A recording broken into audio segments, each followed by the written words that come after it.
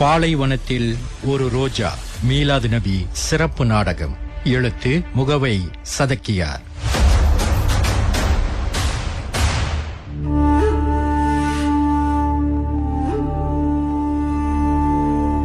நான் தான் மக்கா முக்கர்ரமா பேசுகிறேன்.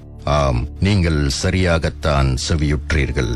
நீங்கள் ஒவ்வொருவரும் என்னில் பிரவேசிக்க வேண்டும் என பேராவல் கொண்டிருக்கின்றீர்களே, அந்த மக்கா மாநகர்தான் பேசுகிறேன். இது என் சொந்த கதை.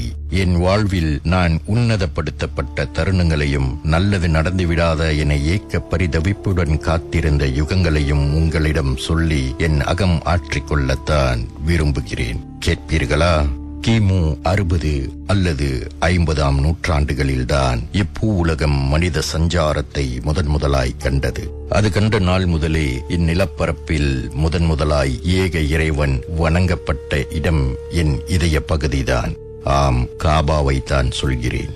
ஆதிபிதா ஆதம் அவர்களின் முதல் சுஜூது என் நெஞ்சு பகுதியிலேயே நிகழ்த்தப்பட்டது. இணைப்பிரியா தம்பதிகளான ஆதம் ஹவ்வாவை துணை பிரித்து தந்தையை குமரி கண்டத்திலும் தாயை ஜித்தா எனும் துறைமுகப்பட்டினத்திலும் இறக்கிவிட்டான் இறைவன். என் புறநகர் பகுதியான அரஃபா பெருவெளியில்தான் தலைவனும் தலைவியும் ஒன்று சேர்ந்தார்கள். மீண்டும் ஒன்றிணைந்த ஆனந்தத்தில்தான் நபி அவர்கள் என் இதய தளத்தில் சுஜூது செய்தார்கள். சிரம்பணிந்த இடத்தில் வானவர்களும் வருகை தந்து இறை வணங்கி இன்பமாய் இறைவலம் வர காபாவின் முதல் அடையாள சின்னத்தை தாங்கிய நான் அன்று முதல் கண்ணிய ஸ்தலமானேன். பெரும் மதிப்புடன் நான் வீற்றிருக்க நூற்றாண்டுகள் கால சக்கரத்தை சற்று வேகமாகவே சுழற்றிவிட கிமு 40 அல்லது 30ஆம் நூற்றாண்டுகளின் வாக்கில் நிகழ்ந்திட்ட நூஹ் நபி அவர்களின் மகா பிரளயத்தில் என்னில் குடிகொண்டிருந்த காபா விண்ணகம் உயர்த்தப்பட்டது. என் பேரானந்தம் சுக்கு நூறாய் உடைந்தது. காணாது போன பிள்ளையை வழிகொண்டு தேடும் தாயைப் போல் என் காபாவை தேடியே என் இரவுகள் கழிந்தன. மொட்டை பாலைவனமாகவும் வறண்ட பாறை தலமாகவும் நாதியற்று கிடந்தேன் நான். புற்பூண்டு கூட விளையா நிலமிது என்று மானுடர்கள் எவரும் என்னில் வசிக்க மறுத்தார்கள். அப்பொழுதுதான் என்னில் அதிசயம் நிகழ்ந்தது. ஏறக்குறைய கிமு 19ஆம் நூற்றாண்டாகத்தான் இருக்க வேண்டும். என்னை நோக்கி இறை தூதர் இப்ராஹிமும் இளம் மனைவி ஹாஜராவும் தம் பச்சிலம் பாலகனோடு வந்தார்கள். என்னை வளமாக்கினார்கள். ஜம்சம் எனும் ஜீவ ஊற்றை என்னில் பொங்க செய்தார் இளவல் இஸ்மாயில். இச்சிறு குடும்பத்தின் பெருந்தியாகமும் இளந்தாய் ஹாஜிராவின் சிலிர்க்க வைக்கும் பதிவிரதமும் என்னை எக்காலத்திற்குமான புண்ணிய பூமியாய் உயர்த்தி காட்டியது. இறை தூதரும் இளையவரும் உலகின் முதல் இறையாலயமான காபாவை என்னுள் அழகாய் நிர்மாணித்திட ஹஜருல் அஸ்வத் சுவன கல்லும் ஜம்சம் ஊற்று கிணறும் சஃபா மர்வா குன்றுகளும் இஸ்லாமிய சின்னங்களாய் என்னை அலங்கரிக்க நான் தொலைத்த என் சந்தோஷத்தை மீண்டும் அடைந்து பெருமகிழ்வு கொண்டேன். அல்ஹம்துலில்லாஹ். இறை தூதுவர்களின் இக்குடும்பம் என்னில் வசிக்க ஆரம்பித்தவுடன் இன்ன பிற பிரதேசங்களில் இருந்தும் மக்கள் புலம்பெயர்ந்து என்னில் குடியமர ஆரம்பித்தார்கள். அப்படி வந்தவர்கள்தான் ஜுர்ஹும் குலத்தவர்கள். என்னை நாடி வந்த மக்களில் முதலானவர்கள். ஹாஜரா அம்மையாரின் நன்மதிப்பை பெற்ற இக்குலத்தவர்கள் இளைய தூதர் இஸ்மாயிலை தமது மருமகனாக்கிக் கொண்டார்கள். சரி, எல்லா கதைகளையும் நானே சொல்லிவிட்டால் எப்படி? நீங்களே வரலாற்று சுவடுகளை கேட்டு உயிர் காட்சிகளாக புனைந்து கொள்ளுங்கள். இதோ கிமு 16ஆம் நூற்றாண்டில். தலைவரே, அம்ரு பின் ஆரிஸ் அவர்களே, சண்டை களத்தில் இருந்து எங்கு தவறி செல்கிறீர்கள்? தவறி செல்லவில்லை வீரனே, நழுவி செல்கிறேன். தெரியவில்லையா உனக்கு? ஓ, தாங்களா பேசுவது? திண்ணிய வீரர் அல்லவா தாங்கள்? பராக்கிரமசாலியான தாங்களா புறமுதுகிட்டு ஓடுகிறீர்கள்? என்ன ஆயிற்று? என் வலது மார்பில் அந்த மூசா குலத்தவன் எரியீட்டியால் குத்தி விட்டான். ஆனாலும் நான் லாவகமாக நழுவியதில் மேல் சதை மட்டும் சற்று பீந்து விட்டது. பரவாயில்லை, வழி தாங்கிக் கொள்வேன் என் தாய் மண்ணிற்காக. முட்டாள் வீரனே, ஊருக்கு சட்டை அணியவில்லையா நீ? அதல்லாமல் இது ஒன்றும் நம் தாய்மண் கிடையாது. நாம் அந்நியர்கள் தான். என்னது, அந்நியர்களா? என் தாயும் தந்தையும் இங்கு பிறந்தவர்கள் தானே. முதல் அதிர்ச்சியை குறைத்திடு. 4-5 தலைமுறைகளுக்கு முன்னால் பிழைப்பு தேடிதான் மக்கா வந்தோம். இங்கு நமக்கான பதவி அங்கீகாரம் கிடைத்தது. ஆனாலும் என்ன செய்ய, இதோ எல்லாவற்றையும் இழந்து நிற்கிறோமே. சரி இந்த குகை சந்தில் சற்று அமர்ந்து கொள். சரி. உன் காயத்தை துணியால் கட்டி விடுகிறேன். சரி. எங்கே காட்டு. சரி சரி சரி சரி, பொறுத்துக்கொள். இவ்வுண்மையை என்னால் செலுத்திக் கொள்ள இயலவில்லை. ஆம், என்னாலும் தான். ஆனாலும் என்ன செய்ய? நம் கூட்டத்தினர் செய்த வரம்பு மீறிய அக்கிரமங்களால், மத விரோத காரியங்களால் இறைவன் நம்மிடம் இருந்து கௌபாவின் திருப்பணி பொறுப்பை பறிப்பதற்குத்தான் இந்த குஸா குலத்தவரை நம் மீது ஏவி விட்டிருக்கிறான் என்பதை நான் விளங்கிக் கொள்கிறேன். கௌபாவிலேயே அருவருப்பாக நடந்து கொண்ட இசாப் எனும் போர்க்குணம் கொண்ட நம் கூட்டத்தவன் கல்லாகி போனதை மறந்து விட்டாயா? அப்படி என்றால் இந்த பனு இஸ்மாயில்கள் நம்மை எச்சரித்துக் கொண்டிருந்ததுதான் நடந்து விட்டதா? ஆம், உண்மைதான். இன்னும் சொல்ல போனால் அவர்கள்தான் இத்திருத்தலத்தின் உண்மையான சொந்தக்காரர்கள், மக்காவை ஆட்சி செய்ய தகுதியானவர்கள். அப்படியானால் அவர்களிடமிருந்து எப்படி ஆட்சி பொறுப்பு நம்மிடம் வந்தது? உனக்கு சரித்திரத்தை ஆரம்பத்திலிருந்தே சொல்லுகிறேன், கேட்டுக்கொள். சொல்லுங்கள் தலைவரே. ஏறத்தாழ 4-5 தலைமுறைகளுக்கு முன்னால் ஜூர்ஹுமியர்களான நாம், அதாவது நம் முன்னோர்கள் இந்த அரபு தீபகற்பத்திலே வாழ்வதற்கு நீராதாரம் வளமாக இருக்கும் இடங்களை தேடி அலைந்து கொண்டிருந்தார்கள். அப்பொழுதுதான் இந்த மக்கா நகர் இருக்கும் இடத்திற்கு அப்பால் கடந்து சென்றார்கள். அப்பொழுதெல்லாம் இவ்வளவு வசதியான மக்கா நகரம் உருவாகி இருக்கவில்லை. ஒரே பொட்டல் நிலம்தான். அப்படியா? அப்பொழுது வானத்திலே நீர் பறவைகள் வட்டமிடுவதை நம் கோத்திரத்தின் பெருந்தலைவர்கள் பார்த்து விட்டு, இங்கு ஏதோ நீராதாரம் இருப்பதை போல தெரிகிறது, வாருங்கள் செல்லலாம் என்றார். இங்கு வந்து பார்த்தால் பறந்து பட்ட இப்பாலை வனத்திலே சிறுவராக இஸ்மாயிலும் ஹாஜரா பிராட்டியாரும் தன்னந்தனியாக வசித்து வந்தார்கள். அவ்வப்பொழுது இறை தூதர் இப்ராஹிம் இவர்களை பார்க்க வருவார்கள். அப்பொழுது நம் கோத்திரத்தார்கள் ஹாஜரா பிராட்டியாரிடம் இங்கு தங்கிக் கொள்ள அனுமதி கேட்க, சரி, பிராட்டியாரும் பெருந்தன்மையிடம் அனுமதி கொடுத்தார்கள். அவர்களின் ஜம்சம் ஊற்று கிணற்றில் இருந்து நீர் எடுத்துக் கொள்ளவும் அனுமதி கொடுத்தார்கள். நம் கோத்திரத்தார்கள் அதற்கு பகரமாக உணவுப் பொருட்களையும் மற்ற தளவாட பொருட்களையும் அன்பளிப்பாக கொடுத்து வந்தனர். நாளடைவில் நம் கோத்திரத்தாரின் நிர்வாக திறன்களை பார்த்த இறை தூதரின் குடும்பத்தினர் இஸ்மாயில் அவர்களுக்கு நம் பெருந்தலைவர் முலால் பின் அம்ரு அவர்களின் அன்பு மகளை திருமணம் செய்து கொடுத்தார்கள். காலங்கள் உருண்டோட மூத்த இறை தூதர்களுடைய மரணத்துக்கு பிறகு இஸ்மாயில் அவர்களின் மகனார் நாபித் மக்காவின் ஆட்சியாளராகவும் ஹஜ்ஜி யாத்திரிகளுக்கு உணவும் நீரும் வழங்கக்கூடிய பொறுப்பாளராகவும் இருந்து வந்தார். ஜம்சம் நீர் மேலாண்மை அவர்கள் பொறுப்பிலேயே இருந்து வந்தது.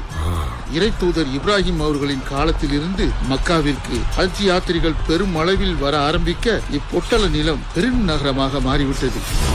நாபித் அவர்களுக்கு பிறகு மக்கா நகர ஆட்சி பொறுப்பிற்கு வர வேண்டும் என்று நம் கோத்திரத்தார்கள் பேராசைப்பட்டார்கள். நம் மாமன்மார்கள் தானே என்று பனு இஸ்மாயில்களின் ஆட்சி பொறுப்பில் கொஞ்சம் கொஞ்சமாக நுழைந்து முழு நிர்வாக பொறுப்பையும் தங்களுடையதாக்கி கொண்டார்கள். பனு இஸ்மாயில்களும் சண்டையிட மனமின்றி விட்டு கொடுத்து விட்டு விலகிக் கொண்டார்கள். இப்படித்தான் முழு மக்கா நகரமும் நம் கோத்திரத்தார்களின் வசம் வந்துவிட்டது. ஏறத்தாழ 3 நூற்றாண்டுகளாய் நம் இப்புனித பூமியை நிர்வகித்து வருகிறோம். ஆனால் நம் தீய செயல்களின் காரணத்தினால் இன்றைய சண்டையில் குஸாக்களிடம் தோற்று போய் மக்கமா நகரை விட்டே வெளியேறும் நிலை ஏற்பட்டு விட்டது. அல்லாவின் வேதனையும் நம் மீது ஏற்பட்டு விட்டது. கவலைப்படாதீர்கள் தலைவரே, நாம் குஸாக்களிடம் மறுபடியும் பேச்சுவார்த்தை நடத்தி பார்க்கலாமே. இல்லை மகனே, இல்லை. உடன்படிக்கையின்படி போரில் தோற்றுவிட்டால் மக்காவை விட்டு நாம் அனைவரும் சென்றுவிட வேண்டும் என்றும் நான் வாக்களித்திருக்கிறேன். அது மட்டும் இல்லாமல் குஸாக்கள் மமதை பிடித்தவர்கள். அவர்களிடம் ஜம்சம் ஊற்று கிணறை விட்டு செல்வதற்கு கூட எனக்கு மனமில்லை. என்ன செய்வது? சரி சரி, நம் மக்களையும் எஞ்சியுள்ள வீரர்கள் அழைத்து வா. நாம் யமன் தேசத்திற்கு புலம்பெயர்ந்து சென்று விடுவோம். சரி தலைவரே. நான் கௌபாவிற்கு சென்று நம் கோத்திரத்தாரின் செல்வமாக பாதுகாக்கப்பட்டு வரும் பொருட்களையும் சுவனக்கல் ஹஜ்ருல் அஸ்வத்தையும் ஜம்சம் கிணற்றில் போட்டு மூடிவிட்டு அதை குஸாக்களுக்கு தெரியாதவாறு செய்துவிட்டு வருகிறேன். தலைவரே, அப்படி என்றால் புனித ஜம்சம் யாருக்கும் தெரியாமல் போய்விடுமே. இல்லை இல்லை இல்லை, அதற்கான ஒரு சில அடையாளங்களை வைத்துவிட்டுத்தான் வருவேன். அதை இறைவன் நாடினால் வருங்காலத்தின் சிறந்த சந்ததிகளுக்கு அறிவித்துக் கொடுப்பான். இன்ஷா அல்லாஹ்.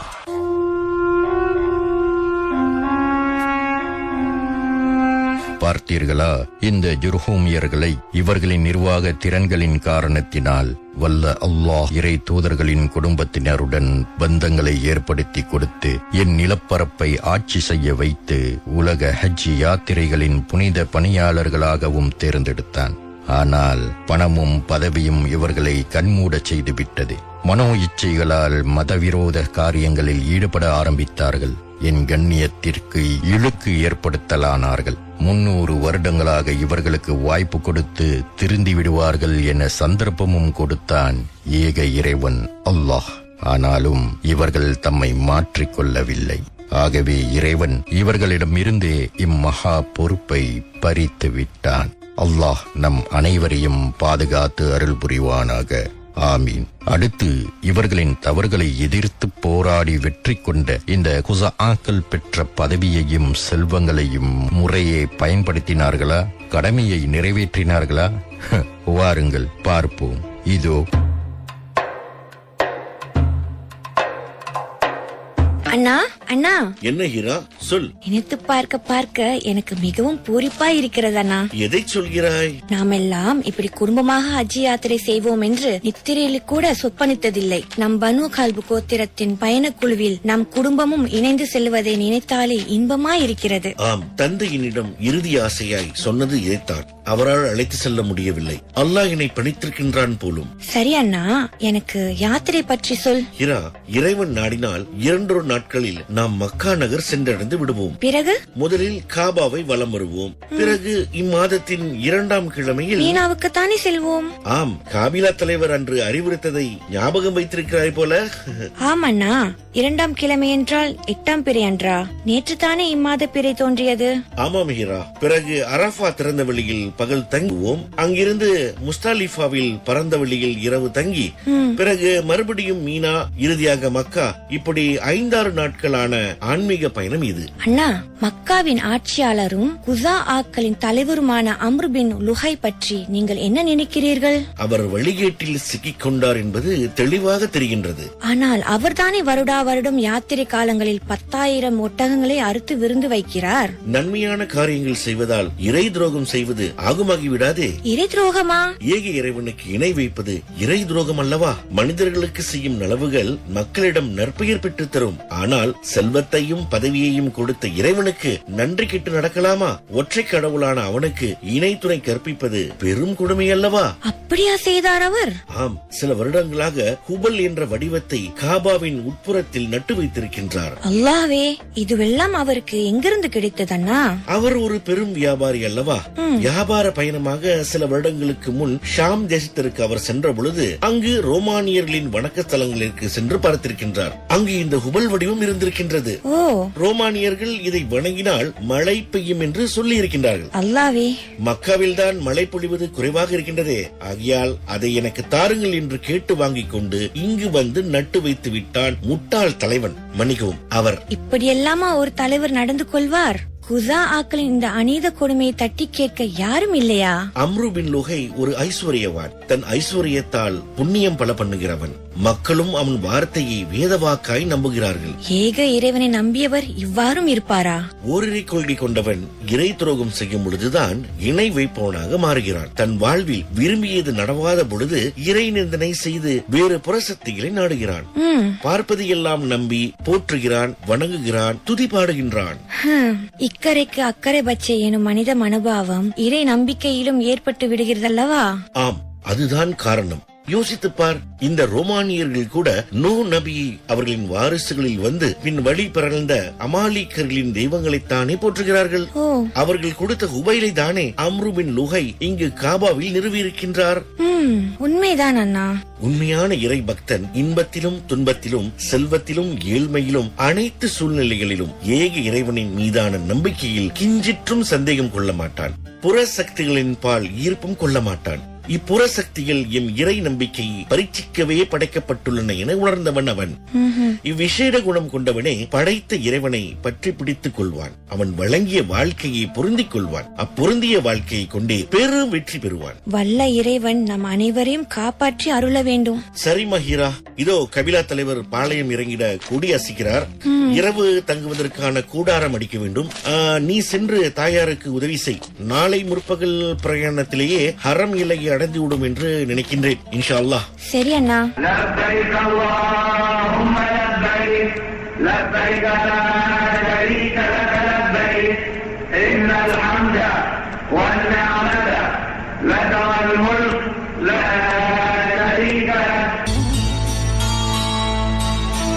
ஏனா நான் மிகவும் கவலையா இருக்கிறீர்கள்? அல்லாஹ்வின் நற்கிருபையால் தான் ஹஜ் கிரிகைகள் அனைத்தும் சிறப்பாக முடித்து விட்டோமே. அல்ஹம்துலில்லாஹ். எதிர்வரும் வருடங்களிலும் நம் அனைவரையும் அந்த ஏகன் மறுபடியும் கண்டிப்பாக அழைப்பான். நாம் மீண்டும் வருவோம் அண்ணா. அதில்ல என் கவலை ஹீரா. ஹஜ் இறுதி நாளில் அம்ர் பின் லுஹையின் கட்டளைகளை நினைத்து இயலா கோபமும் பெருங்கவலையும் உண்டாகின்றது. அப்படி என்ன கட்டளையிட்டார் அண்ணா?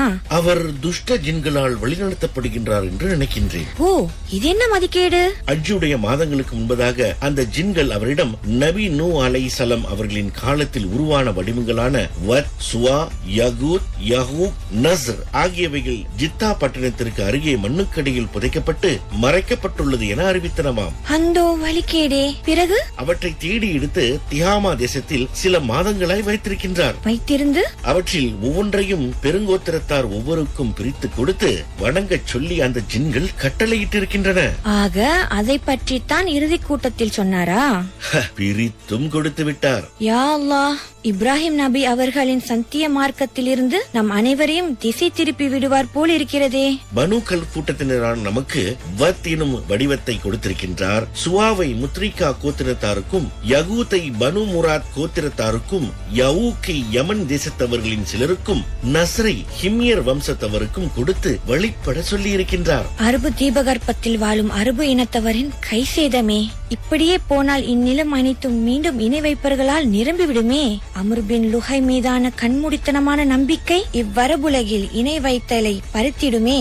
அப்படியானால் நம்மை நாமே எப்படி பாதுகாத்துக் கொள்வதண்ணா? இப்பொழுதே ஒரு சில கோத்திரத்தார் ஒதுங்கிக் கொண்டார்கள்.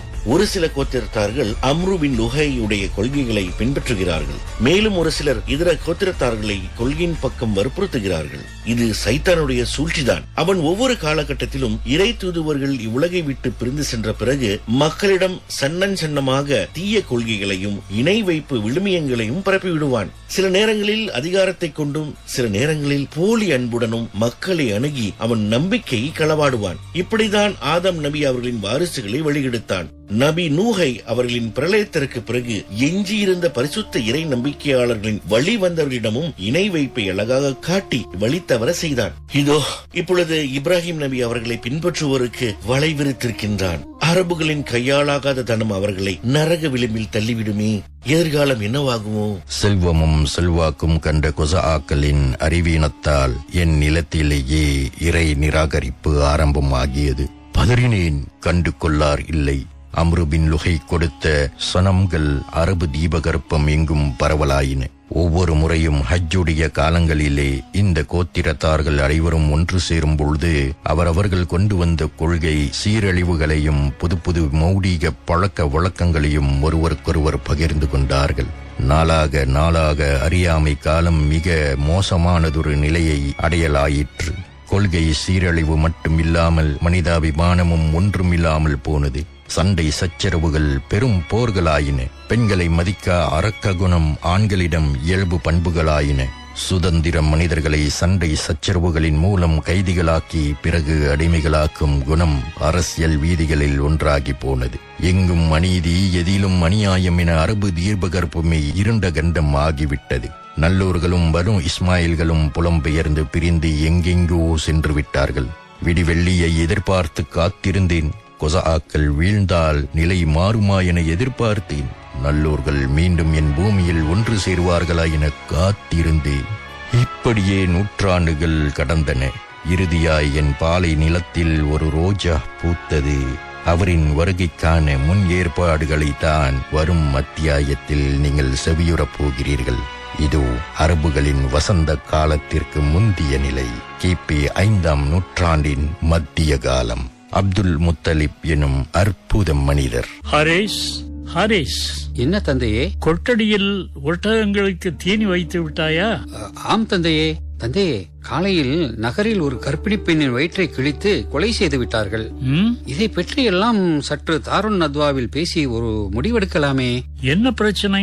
இருவர் மத்தியில் ஒரு பந்தயம். அவ்வழியே கடந்து சென்ற அந்த கர்ப்பிணி பெண்ணின் வயிற்றிலே இருப்பது ஆனா பெண்ணா என்று. அப்பெண்ணின் வயிற்றை கிழித்து பார்த்து பந்தயத்தில் முடிவெடுத்துக் கொண்டார்கள். இப்படியெல்லாம் அக்கிரமமாக நடந்து கொள்வது தினசரி ஒரு நிகழ்வாக ஆகி போய்விட்டதே. எப்பொழுதுதான் விடிவு காலம் பிறக்கும்? தந்தையே, 6வது தலைமுறை பாட்டனார் காப் பின் லுஹை அவர்களைப் போல அல் அருபா தினமான ஒவ்வொரு வெள்ளிக்கிழமை அன்று உபதேச கூட்டங்கள் நடத்தினால் குறைந்தபட்சம் சுய உணர்வோடு வாழக்கூடிய சமூக அமைப்பாவது மக்காவில் உருவாகும் அல்லவா? ஆம் மகனே, காப் அவர்கள் இருக்கும் பொழுது மக்களுக்கு உணர்வு ஊட்டுமாறு பேசுவார்கள் என்று என் தந்தை கூற செவிமடுத்திருக்கிறேன். அவர்களின் உபதேசங்கள் மிகவும் உணர்ச்சி பூர்வமானவையாக இருக்குமாம். அப்படி என்ன சொல்வார்களாம் தம் உரைகளில்? நம் கண் முன்னால் இருக்கும் வானம், பூமி, இரவு, பகல், மலைகள், நட்சத்திரங்கள் இவற்றையெல்லாம் சுட்டி காண்பித்து அவற்றின் இயக்கங்களை பார்த்து அவற்றை படைத்த அல்லாவை நினைவூட்டுவார்களாம். திருமண பந்தங்களை பேணி காக்க சொல்லுவார்களாம். இறையில்லமான காபாவை கண்ணியப்படுத்த சொல்வார்களாம். சிறப்பான உணர்வூட்டுதலாக இருக்கிறதே தந்தையே அவர்களின் உரை. ஆம், அவர்கள் இன்னொரு விடயத்தையும் அடிக்கடி சொல்லுவார்கள். அதைத்தான் நானும் எதிர்பார்த்து கொண்டிருக்கிறேன். என்ன அது தந்தையே? மகத்துவமிக்க செய்தி வர இருக்கின்றது என்றும் நம்மிலிருந்து ஒரு சங்கைக்குரிய இறை தூதர் வருவார் என்றும் அடிக்கடி சொல்லுவார்களாம். 100 ஆண்டுகள் ஆகிவிட்டதே தந்தையே, அப்படி யாரும் வரவில்லை தானே? இல்லை, அப்படி சொல்லாதே. சரி, நான் யூகிக்கும் ஒரு சில அடையாளங்களை வைத்து பார்க்கும் பொழுது அந்த இறை தூதர் தோன்றுவதற்கான காலத்தை நாம் நெருங்கிக் கொண்டிருக்கிறோம் என்று தோன்றுகிறது. எப்படி சொல்கிறீர்கள் தந்தையே? அப்படி அவர்கள் சொல்ல ஆரம்பித்து 3 தலைமுறைகள் தாண்டிய பிறகுதான் பனு இஸ்மாயில்களின் வாரிசுகளான குறைஷிகள் பிரிந்து வாழ்ந்து கொண்டிருந்தவர்கள் ஒன்றிணைந்தார்கள். சரி, பல நூற்றாண்டுகளாக மக்கா நகரை ஆட்சி செய்து கொண்டிருந்த குசாக்களை வெற்றி கொண்டார்கள். ஆம், பாட்டனார் குசை பின் கிலாப் அவர்கள்தான் அவ்வாறு வெற்றி கொள்ள காரணமாக இருந்தவர்கள். பல ஊழிக்காலமாக பனு இஸ்மாயில்கள் இருந்திருந்த ராஜ்யத்தை மீட்டுக் கொடுத்தவர்கள் அவர்கள்தானே? சரியாக சொன்னாய். நாம் மக்காவை வெற்றி கொண்டு 3 தலைமுறைகள் ஆகின்றன. என் கணிப்புப்படி முதல் 3 தலைமுறைகள் தாண்டி மக்கா வெற்றியை கொடுத்த இறைவன் இந்த 3 தலைமுறைகள் முடிந்திருக்கும் இந்த நேரத்தில் அந்த இறை தூதரையும் கொடுப்பான் என்று நம்புகின்றேன். இறைவன் நாடினால் தாங்கள் விரும்புவதைப் போல நடந்தேறும். அப்போதுதான் நம் மக்காவில் இப்ராஹிம் நபி அவர்களின் வழிகாட்டுதல் படியிலான வாழ்க்கை முறை ஏற்படும் என்று நம்புகிறேன். சரி தந்தையே, நான் கொட்டடியில் இருந்து ஒட்டகங்களை வெளிமேய்ச்சலுக்கு அழைத்துச் செல்கின்றேன்.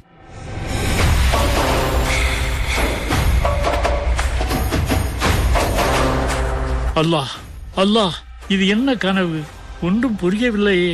என்ன தந்தையே, உறக்கத்திலிருந்து திடுக்கிட்டு எழுகிறீர்கள்? இந்த காபாவின் வெளிப்புற சுவரின் உள்ளே உறங்கிக் கொண்டிருந்தேன்.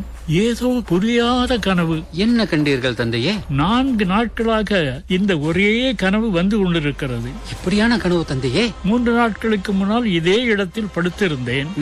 உறக்கத்தில் ஒருவர் வந்து தீபாவை தோண்டுவீராக என்று சொன்னார். தீபா என்றால் என்ன என்று கேட்டேன். உடனே சென்று விட்டார். பிறகு 2 நாட்களுக்கு முன்பதாகவும் இதே இடத்தில் அப்படியே ஒரு கனவு. அதில் பர்ராவை தோண்டுவீராக என்றார். என்னவென்று கேட்டால் சென்று விடுகிறார். அதே கனவையா கண்டீர்கள்? ஆம் மகனே, நேற்றும் அவ்வாறே நடந்தது. மஜ்னூனாவை தோண்டு என்றார். இன்றும் வந்தார், ஜம்சம்மை தோண்டு என்கிறார். அப்படி என்றால் என்ன என்று கேட்டேன். அது வற்றி போகாது, குறைந்தும் போகாது. அநேக ஹாஜிகளுக்கு அது தண்ணீர் கொடுக்கும். வெள்ளை இறகு கலந்த தாகம் கிளறும் இடத்தில் எறும்பு புற்றுக்கு அருகில் உள்ளது என்றார். இவ்வளவுதான் கனவில் அறிந்தேன். நாம் ஹாஜிகளுக்கு நீர் கொடுக்கும் பொறுப்பில் இருக்கிறோம். பல நேரங்களில் நீர் கிடைப்பதில்லை. ஒருவேளை பண்டைய ஜுருஹுமியர் மறைத்து வைத்த ஜம்சம் கிணறு ஊற்றாக இருக்குமோ? அப்படியாகத்தான் படுகிறது மகனே. மண்வெட்டி எடுத்து வா. இங்கு ஏதாவது எறும்பு புற்று தெரிகிறதா பார். அதோ இசாப் நாயிலா வடிவங்களுக்கு அருகில் ஒரு மண்புற்று தெரிகிறதே. மகனே, தந்தையே, சற்று ஆழமாக வெட்டு. சரி தந்தையே. அல்லாஹ் அக்பர், அல்லாஹ் அக்பர், அல்லாஹ் அக்பர். தந்தையே, கிணற்றின் உரை தெரிகிறது. தாங்கள், நான் வெட்டுகிறேன். தந்தையே, கிணற்றின் உள்ளே வேறு பொருட்களும் கிடைக்கின்றன. ஏதோ தங்கத்தால் செய்யப்பட்ட உருவங்கள் போல் தெரிகிறது. மேலும் வேறு சில பொருட்களும் இருக்கின்றன தந்தையே. இதோ தங்கத்தாலான மான் சிற்பங்கள் 2 இருக்கின்றன. இதோ சில தரமான வாள்களும் இருக்கின்றன, கவச ஆடைகளும் இருக்கின்றன. இறைவன் நாடினால் இந்த தங்கத்தை உருக்கி காபாவின் கதவுகளை ஆபரணங்களால் அலங்கரிப்பேன். அல்லாஹ் ஜம்சம் ஊற்று கிணற்றை நமக்கு காட்டிக் கொடுத்து விட்டான். இனிவரும் காலங்களில் ஹாஜிகளுக்கு இங்கிருந்தே நாம் நீர் புகட்டுவோம். ஜம்சம் ஊற்று கிணற்றை எமக்கு அளித்து அல்லாவுக்கே அனைத்து புகழும் உண்டாவதாக. 100 ஆண்டு கால ஊற்று கிணற்றை மீண்டும் எமக்கு தந்தருளியது போல் எம் சமுதாயத்திற்கு வழிகாட்டும் இறை தூதரையும் தந்தருள்வாயாக யா அல்லாஹ். இறைவா, இந்த சமுதாயத்திற்கு சேவை செய்யவும் ஹஜ் யாத்திரிகர்களுக்கு பணிவிடை புரியவும் மக்காவின் சீர்குலைவான ஆட்சி அமைப்பை சீர்திருத்தவும் நான் மிகவும் சிரமப்படுகின்றேன். எனக்கு உறுதுணையாக இருக்கும் வகையில் எனக்கு 10 ஆண் மக்களை தந்தருள்வாயாக. அவ்வாறே அவர்கள் எனக்கு பிறந்து தங்கள் வாலிப வயதை அடைந்த போது அவர்களில் ஒருவரை நான் உனக்காக பலியிடுவேன் என்று வாக்களிக்கிறேன். இறைவனை உருகி அழைத்த அப்துல் முத்தலிப் அவர்களின் வேண்டுதல் நிறைவேற்றப்பட்டது. 20-30 ஆண்டுகளுக்கு பிறகு அவருடைய 10 பிள்ளைகளும் வாலிப வயதை அடைந்தார்கள். அவர்கள் அனைவரையும் அழைத்து தான் செய்த நேர்ச்சியை பற்றி தெரிவித்தார் அப்துல் முத்தலிப். அவர்கள் அனைவருமே தம் உயிரை தருவதற்கு ஆயத்தமானார்கள். குலுக்கல் முறையில் மகனார் அப்துல்லாவின் பெயர் வெளிப்படவே அவரை அறுத்து பலியிட அப்துல் முத்தலிப் அவர்கள் முயன்றார்கள். அப்பொழுது குறைஷியர்கள் அவரை தடுத்து அப்துல்லாவிற்கு பகரமாக ஒட்டகங்களை பலியிடுமாறு கேட்டுக்கொண்டார்கள். எனவே ஒட்டகங்களின் எண்ணிக்கையையும் அப்துல்லாவின் பெயரும் சீட்டு குலுக்கியதில் 100 ஒட்டகங்கள் என இறுதியாக முடிவானது. அப்துல்லாவின் மூலமாகத்தான் இறை தூதர் வருவார் என்பது இந்நிகழ்வின் மூலம் உறுதியானது. ஆகவே அப்துல் முத்தலிப் அப்துல்லாவிற்கு மேன்மை மிகு குலத்தவரான பனு ஜொஹ்ரா குடும்பத்து சீமாட்டியார் ஆமினா அவர்களை திருமணம் செய்து கொடுத்தார். அதற்கடுத்த வருடங்களிலேயே ஆமினா அம்மையார் கருவுற்ற நிலையில் அப்துல்லா உடல் பிணி அணுக இவ்வுலகை பிரிந்தார். இந்நிலையில் கிபி 570 ஆண்டு ஏப்ரல் மாதம் 20 நானும் அப்துல் முத்தலிப் அவர்களும் ஏன் இந்த உலகமே எதிர்பார்த்து கொண்டிருந்த இறுதி இறை தூதர் முகமது பின் அப்துல்லா அவர்கள் எமது மடியிலே பிறந்தார்கள். பாலைவனத்தில் ஒரு ரோஜா மலர்ந்தது, இந்த பாருலகெங்கும் தீன் மனம் வீசுது, இந்த பாருலகெங்கும் தீன் மனம் வீசுது. தோன்றினார் நபிகள் சோமா தோன்றினார். உலகம் செழிக்கவே நபிகள் திலகம் தோன்றினார். உலகம் செழிக்கவே நபிகள் திலகம் தோன்றினார்.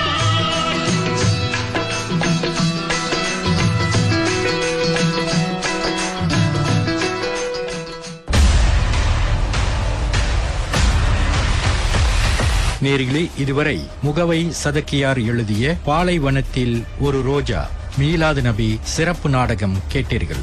இந்நாடகத்தில் அசன் கனி, சைட் நசீர், ஜைலதி காதர் மைதீன், அமீர் அப்பாஸ், சக்கீப் மற்றும் சஸ்ரின் சுல்தான் ஆகியோர் பங்கேற்றனர். தயாரிப்பு அப்துல் கனி, #பெர்ஞாரான் ஜாக்கின்.